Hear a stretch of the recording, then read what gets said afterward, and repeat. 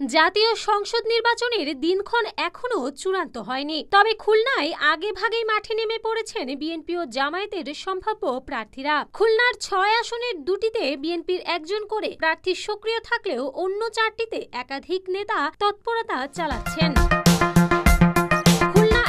দাকব বটিয়াঘাটা আসনে ২০০১, ২০০৮ ও ২০১৮ সালে নির্বাচন করেছিলেন জেলা বিএনপির সাবেক আহ্বায়ক আমির এজাজ খান। আগামী নির্বাচনেও ধানের শীষ প্রতীকের মনোনয়ন পেতে এলাকায় তৎপর তিনি। পাশাপাশি এই আসনে দলীয় নির্বাচনী কর্মকাণ্ড চালাচ্ছেন ঢাকা বিশ্ববিদ্যালয়ের সাবেক ছাত্রদল নেতা জিয়াউর রহমান পাপুল। এলাকার লোকজনের সঙ্গে শুভেচ্ছা বিনিময়ের পাশাপাশি তিনি দলীয় নেতাকর্মীকে পক্ষে রাখার চেষ্টা করছেন।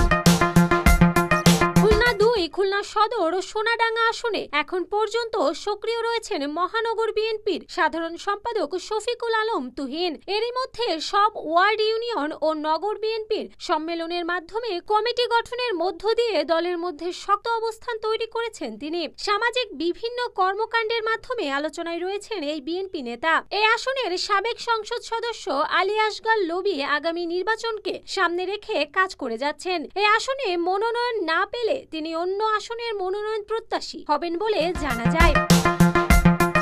খালিশপুর, দৌলতপুর ও খানজাহান আলী নিয়ে গঠিত খুলনা ৩ আসনে দলীয় নির্বাচনী কর্মকাণ্ড চালাচ্ছেন বিএনপির কেন্দ্রীয় ছাত্র বিষয়ক সম্পাদক রকিবুল ইসলাম বকুল। ২০১৮ সালের নির্বাচনে তিনি এই আসন থেকে প্রতিদ্বন্দ্বিতা করেছিলেন। রকিবুল ইসলাম বকুল বলেন, মাঠ পর্যায়ে দলকে সুসংগঠিত করার কাজ করছি। আমরা জনগণের স্বার্থ সংশ্লিষ্ট কাজে সহযোগিতা করে যাচ্ছি।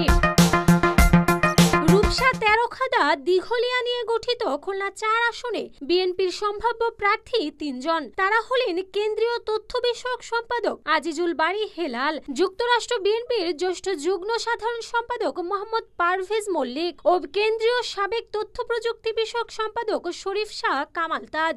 এর মধ্যে হেলাল ২০১৮ সালে ও তাজ ২০০৮ সালে এই আসন থেকে দলীয় প্রার্থী হিসেবে প্রতিদ্বন্দ্বিতা করেছিলেন।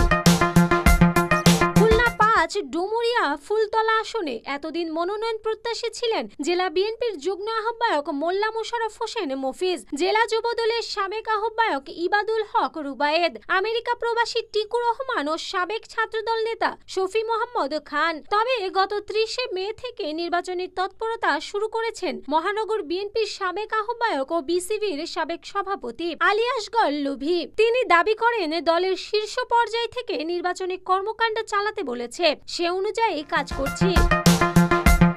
খুলনা ৬ আসনে বিএনপির মনোনয়ন জেলা বিএনপির আহ্বায়ক মনিরুজ্জামান মন্টু, জ্যেষ্ঠ যুগ্ম আহ্বায়ক মোহাম্মদ মোমরেজুল ইসলাম, জিয়া ফাউন্ডেশনের পরিচালক আমিরুল ইসলাম কাগজি, বাংলাদেশ সংবাদ সংস্কার চেয়ারম্যান ও দৈনিক ইত্তেফাকের যুগ্ম সম্পাদক আনোয়ার আলদিন এবং পাইকগাছা উপজেলা বিএনপির সাবেক সভাপতি ডাক্তার আব্দুল মজিদ।